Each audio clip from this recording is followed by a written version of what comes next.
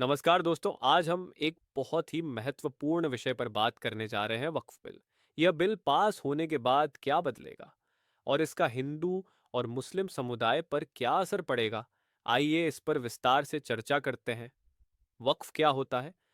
सबसे पहले यह समझना जरूरी है कि वक्फ क्या होता है। इस्लामिक कानून के तहत वक्फ एक प्रकार की संपत्ति होती है जिसे किसी धार्मिक या सामाजिक कल्याण के कार्यों के लिए स्थायी रूप से समर्पित कर दिया जाता है। यह संपत्ति बेची या हस्तांतरित नहीं की जा सकती और इसका उपयोग मस्जिद, मदरसा, कब्रिस्तान और गरीबों की सहायता के लिए किया जाता है। वक्फ की उत्पत्ति और इतिहास। वक्फ की परंपरा इस्लामिक सभ्यता में बहुत पुरानी मानी जाती है। ऐसा कहा जाता है कि पैगंबर मोहम्मद साहब के समय में भी इस प्रकार की संपत्तियों को धार्मिक और सामाजिक कार्यों के लिए इस्तेमाल किया जाता था। इस्लामिक इतिहास में वक्फ को शिक्षा, स्वास्थ्य सेवाओं और धर्मार्थ कार्यों के लिए एक महत्वपूर्ण संसाधन माना गया है। भारत में वक्फ की अवधारणा मुगल शासन के दौरान अधिक विकसित हुई। कई शासकों ने अपनी संपत्तियों को वक्फ के रूप में दान कर दिया ताकि उनका उपयोग इस्लामिक संस्थानों और समाज के कल्याण के लिए किया जा सके। ब्रिटिश शासन के दौरान वक्फ संपत्तियों का प्रबंधन चुनौतीपूर्ण हो गया, जिसके बाद इसे कानूनी रूप से नियंत्रित करने की आवश्यकता महसूस हुई। भारत में वक्फ कानून का विकास।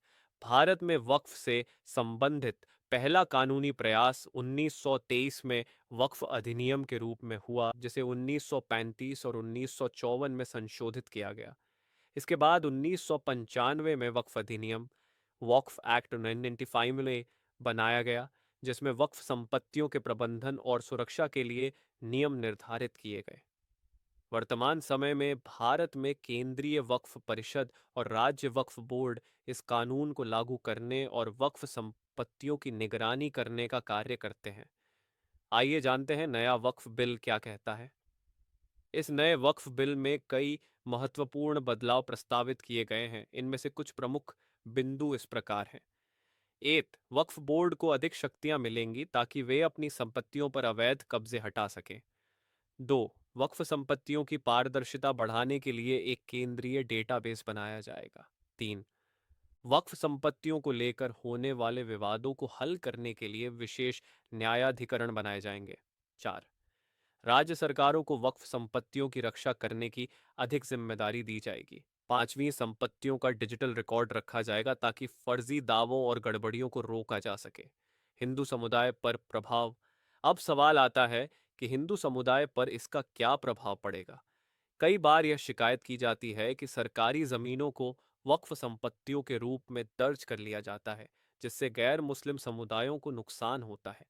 अगर इस बिल में यह प्रावधान किया जाता है कि विवादित संपत्तियों की निष्पक्ष जांच होगी, तो यह हिंदू समुदाय के लिए एक राहत की बात हो सकती है। इसके अलावा कई स्थानों पर मंदिरों और अन्य धार्मिक संस्थानों के लिए भी समान अधिकारों की मांग की जा रही है।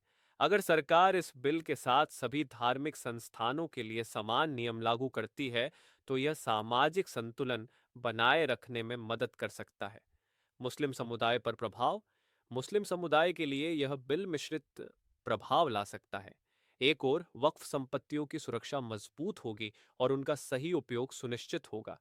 इससे मुस्लिम धार्मिक संस्थानों को फायदा होगा। लेकिन दूसरी ओर अगर वक्फ बोर्ड को अधिक शक्ति मिलती है और पारदर्शिता नहीं रखी जाती, तो कई आम मुस्लिम जो इन संपत्तियों का लाभ लेते हैं, वे इससे प्रभावित हो सकते हैं।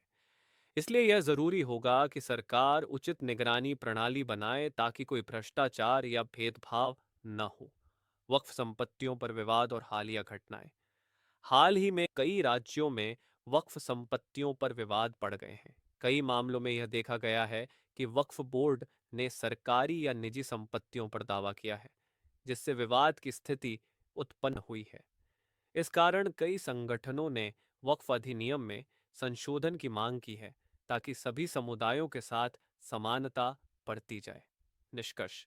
अंत में वक्फ बिल एक महत्वपूर्ण कदम है जो धर्म और समाज से जुड़ा हुआ है।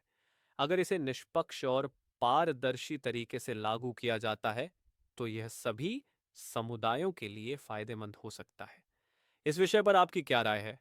हमें कमेंट में बताएं और इस जानकारी को दूसरों तक पहुंचाने के लिए इसे साझा करें। धन्यवाद।